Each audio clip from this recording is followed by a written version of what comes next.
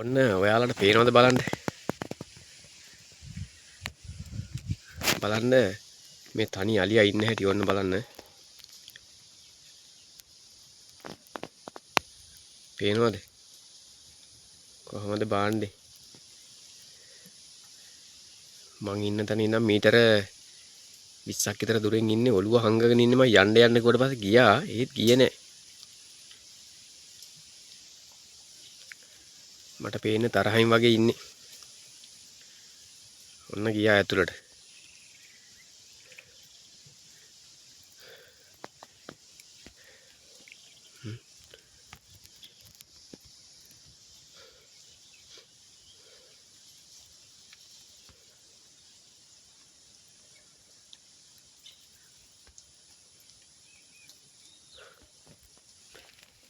ගියා.